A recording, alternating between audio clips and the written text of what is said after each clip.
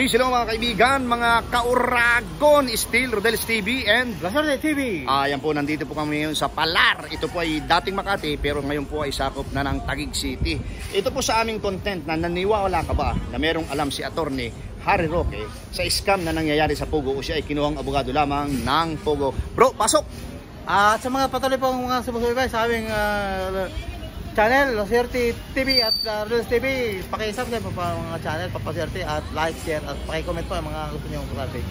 Okay, diretso na tayo sa video! Naka-stationary pa dito. Ayan po mga kaibigan, mga kauragon, ano? Ate, kami po ay mga Bicolanong vlogger, ano? Ako po si Kuya Rodel and welcome sa Rodel's TV. Ito naman po, si Lasarte TV. Good afternoon po sa inyong dalawa. Ano po pangalan ni Ate? Tim Bruce? Jenny. Ikaw ate? Jenny, opo. Pangalan ng asawa ko. Marlene. Matagal na po ba kayo dito sa Palar? Matagal na sir. Ano po ang probinsya ni ate? Jenny. Ilocos po. Ilocos. Ay, kababayan. Si PBBM. Ikaw ate, anong ka? Davao. Kababayan. Aba, pero nagkasama kayo ha. Duterte, Marcos. Okay. Pakpakan yan. Ate, ikaw po ba sa tuwing lalabas ng bahay ay namumula lagi ang tuka? Oo naman sir. Oo, kailangan yun. Kailangan yun. Oo. Ate, ito kasi yung napili naming content dahil ito ay trending ngayon, ano, sa social media at saka sa Congress at Senado. Okay, ito po yung pinakatanong. Naniniwala ba kayo na merong alam si Attorney Harry Roque sa scam na nangyayari sa Pogo o siya ay kinuha lamang na abogado ng Pogo? Ikaw muna ate. Oo sir, naniniwala po kami kasi sir. Bakit siya umaattend doon kung wala siyang kinalaman doon? Pero yung po kasing pag-attend niya ay tinatawag lang siya. Kailangan nung tumawag dito, kailangan mong magpaliwanag. Kaya siya uma-attend. So, ano yung masasabi mo doon? Yan po kasi, ang nangyari kasi dyan, Oo. nahulihan daw si yung bahay niya sa Benguet, di ba? Oo. Ng dalawang Chinese sa may kaos sa China. At Oo. yung guard naman dito sa Porac ba yun o sa Bamban na may mga dokumento pang nahuli sa kanya. Nahuli, sa kanya din daw yon. Kaya siya, pinatawag siya sa hearing. Yan. Okay. Ikaw naman ate, ano yung masasabi mo?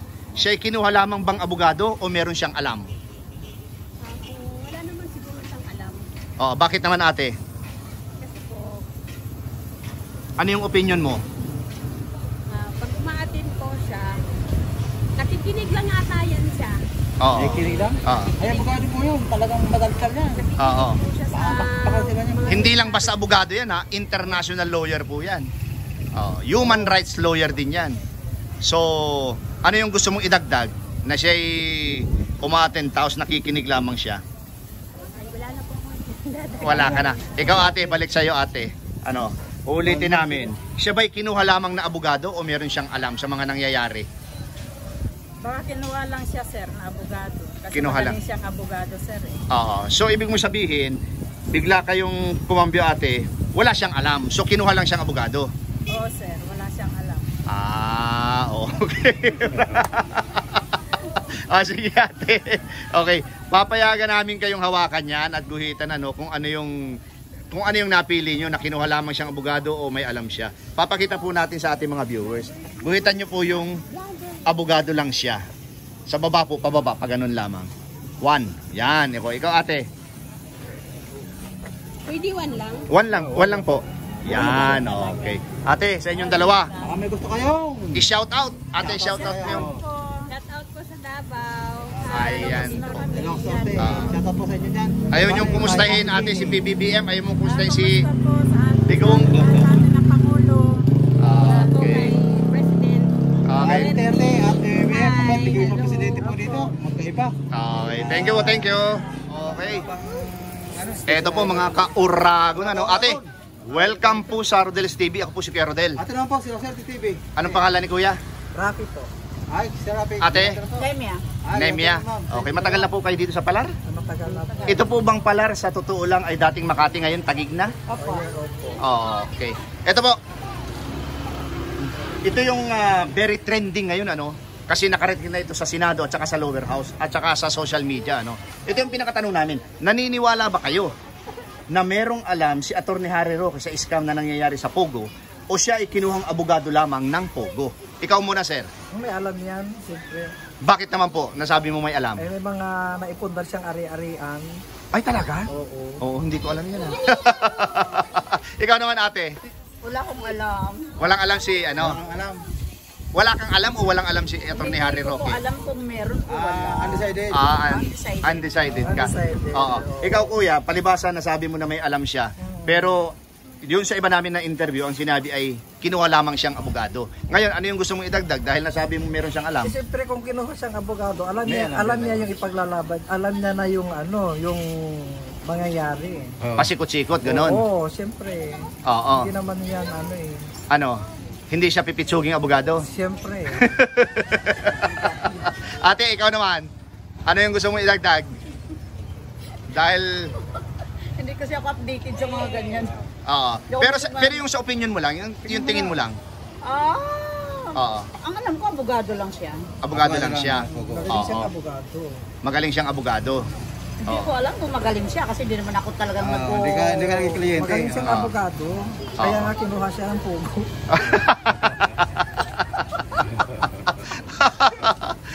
Sa amin kasi ang kahulugan ng pugo yung maliit na ibon. Pugo. Kahawayan. Pugotikle. Sige kuya, papayagan namin kayong hawakan ito Tapos guhitan mo, bibigyan ka namin ng pentel pen, papakita natin sa mga viewers na talagang ang napili mo ay oo, may alam siya. Guhitan niyo po, parang kagaya lang nun. One lang, one. Ayan po, para walang masama. Ikaw ate, si ate ay wala ka dito? Undecided ka? Eto ate, teka lang bro. Hindi, ano raw siya, abogado lang daw siya. Abogado? Ano maglagay Dito raw. Sige. Ano ilagay ko dyan? Guhit lang din. Guguhitan mo lang din po. Baka may gusto kayong Shout out na sa mga probinsya. Shout out sa mga viewers. Shout sa family ko dyan, sa Negros. Ay, Negros. Ano po? Oriental, Occidental? Occidental. Occidental. Family Baldonado. Shout out sa Pangasinan, mga De La Cruz family. Panggalatok po yan, Panggalatok. Kaya sir, Rabi. Pagkasinan. Saan po kayo sa Pagkasinan? Bayambang. Ikaw Bayambang, shout out po sa inyo. Galing sa Negros Occidental. Negros Occidental, shout out po sa inyo. Shout out po. Thank you very much po. Appreciate po sa inyong dalawa po. Peace. Hello mga kaibigan, mga kauragon. Ito po, may nakita kami isang kuya. Kuya, mawalang galang na po. Ako po si brother Kuya Rodel and welcome sa Rodel's TV. Salamat po kuya, si Roser TV kuya. Anong pangalan po ni kuya? Kuya Arthur. Kuya Arthur. From Region 6. Region 6. Ano po talaga yung pinakabayan nyo? Rojas City. Okay. Kuya, ito kasi yung napili naming content dahil ito yung very trending ngayon. Nakarating na ito sa Senado at saka nakarating na ito sa lower house. Actually, ongoing ang hearing. Naniniwala ka ba na merong alam si Atty. Harry Roque sa scam na nangyayari sa Pogo o siya ay kinuhang abogado lamang ng Pogo? Ano po yung opinion mo? Maaari kinuha siyang abogado lang o kaya humingi sa kanya ng opinion. Ng opinion. Ano po kaya kuya, ang istorya kasi dyan, kaya napitawag sa Kongreso, yung na-raid na bahay niya. Tapos yung bahay niya si Benguet na hulihan ng dalawang Chinese. Benguet. Oo. Ano po yung masasabi niyo doon? Maaari tawag nito. Nagre-renta lang. Nagre-rent lang doon sa property nila na in-acquire ng kanyang mga kasosyo sa corporator naman siya doon Oo. Oo. Okay. So ang ibig niyo pong sabihin yung bahay na yun, hindi talaga kay Harry Roque yun? So parang korporasyon yun? Hindi niya personal yun. Ang pagka-dinig ko sa TV is tawag ito sa corporation. Corporation, okay. Ayun naman pong mga dokumento na nakuha na pag-aari niya dito sa Bamban. Wala akong alam doon na may nakuha na dokumento doon at wala pa rin ako narinig sa tungkol sa news noon. So ano kaya yung lumuwas na yun bro? Ayun mga perma raw niya May mga perma daw Pag may perma, depende sa depende siya depende sa sa ebidensya. Kung may sapat na ebidensya, hindi yari talaga. Sabit siya sama siya doon. Oo. Yun ang personal ko na opinion. Okay. Kuya, papayagan namin kayong hawakan ito Tapos guhitan mo, bibigyan ka namin ng pentel pen. Ipapakita natin sa aming mga viewers na siya ay kinuha lamang na abogado ng Pogo. Ito po yung pentel pen. Ito kuya. Guhit pababa o pababa lang po. Kagaya po niyan. Ayan na bro. Ayan si kuya. Okay kuya. May gusto ka shoutout sa inyo. Shoutout niyo po yung mga kababayan nyo. Ay, wala. Binabati ko lahat ng taga Region 6. Region 6. Ilonggo. Okay. Saka sana yung mga uragon sa Bicol. Ay! Shoutout po sa inyo. Galing kay Kuya. Mabalos kuya, mabalos. Mabalos. Iniba mo kami sa imong pagbati. Okay, thank you very much. Ito po mga kaibigan, mga kauragon, gusto ko lang pong ipakita sa inyo, ito pong Palar, dating Makati City, ngayon po ay na-award na po ito dahil nanalo sa kasuhan Taguig City. Ito po yung sitwasyon ngayon.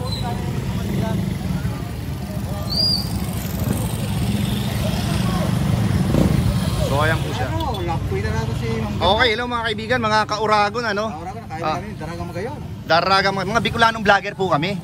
Okay, ako po ay Cam Norte, ito ay Cam Sur. Ngayon po, ito yung napili namin content. Anyway, ano pong pangalan ni ate? Joanna Marie. Matagal na kayo dito sa Palar. Matagal na. Since birth o hindi? Since birth. Ano pong province? Mindanao po yung papa ko, yung mama ko po taga Masbate.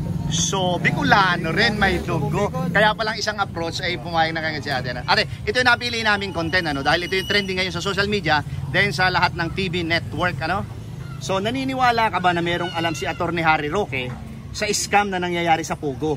O siya ay kinuhang abogado lamang ng Pogo? Abogado lang po.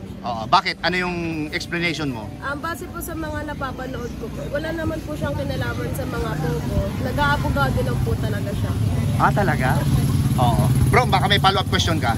Ayan naman sabi mo rin po, ate sa sa narid na dalawang Chinese na nahuli sa bahay niya, sa Benguet, at doon sa Bamban kay Mrs. Alice Goo na may nakawang dokumento na may pirma ni Atty. Harry Roque. Naniniwala ka ba doon? Naniniwala ka ba ron? Hindi po talaga ako naniniwala. Bakit naman? Base nga po sana nakita ko at napanood ko, abogado lang So, po. innocent dito talaga siya. Okay ate, sige.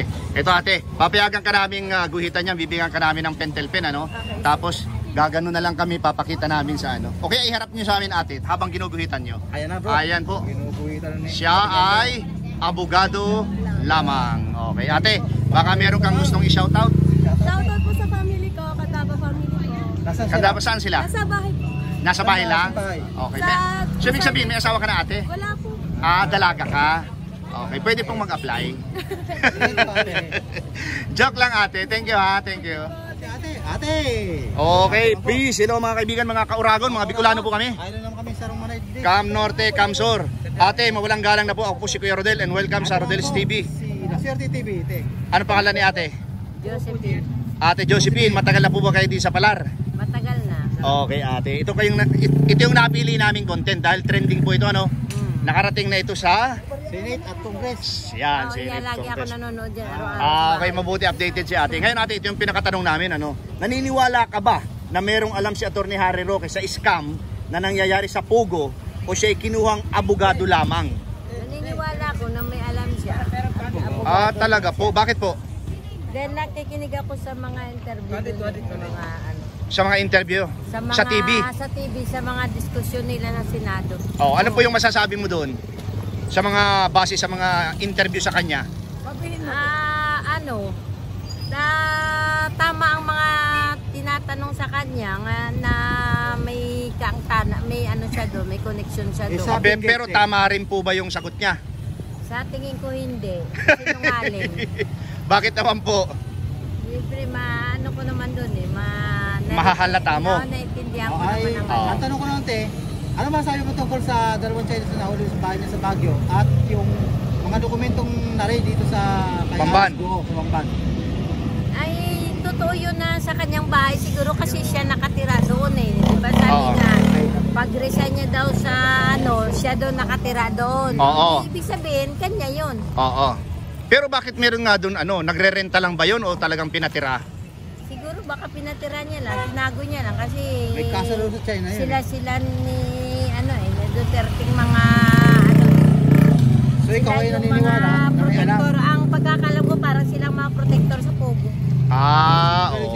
Okay, sige. Meron ka bang gustong idagdag ate? Wala na, okay ate. Hawakan mo to.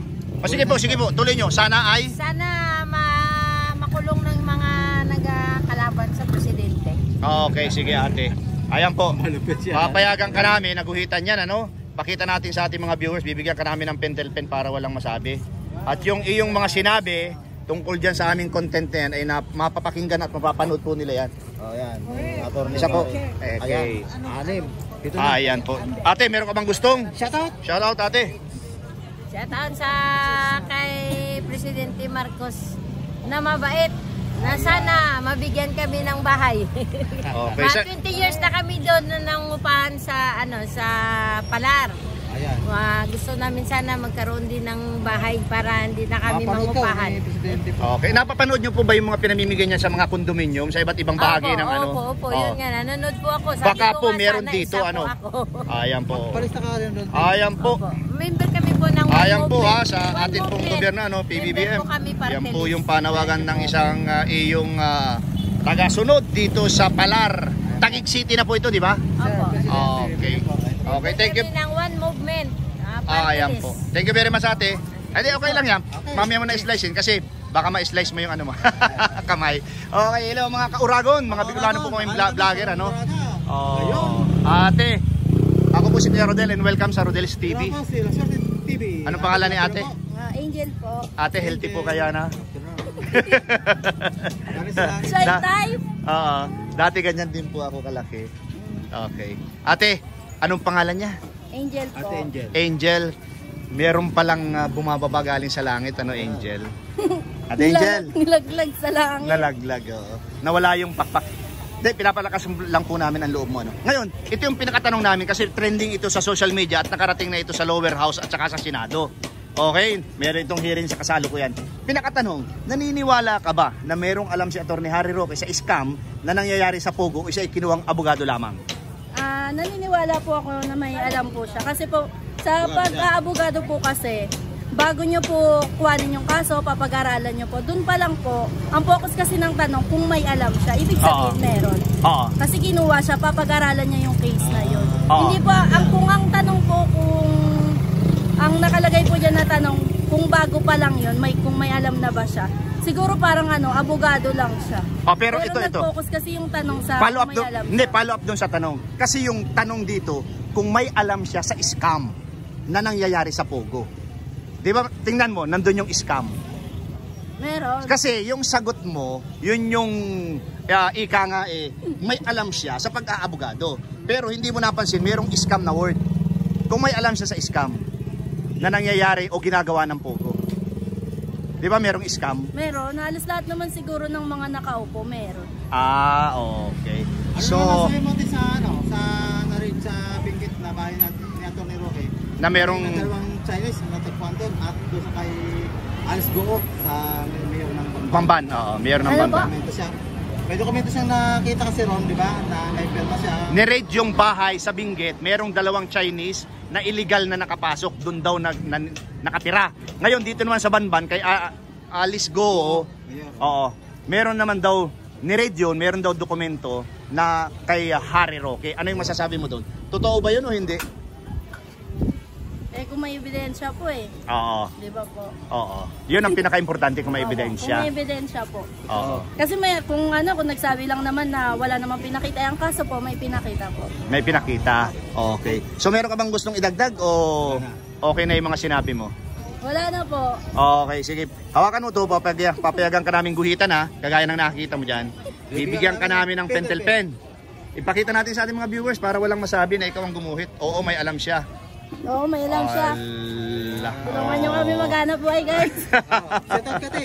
Shoutout mo. Shoutout sa mama ko, ma. I love you. Saan ba siya? Ayun ko, ma. Si Ma, ang liit ni Mama ha. Si ma'am, Ay, kapatid ba siya? kapatid mo to? Kumain po. Ba't napaganda niya? Kung napag-iwanan ako. Napag-iwanan kasi ganyan talaga ang Okay. buhay. Shoutout po sa inyo rin po bang bakery yan? Ay, hindi po Okay. Dito lang. Opo. Okay. Ito po sila dito sa anong street ito ate? Scorpion Street po. Scorpion Street dito po sa Palar Taguig City na di ba dating dating Makati. Opo. Okay. Ma'am, thank you ha. Sit down sa time, ha?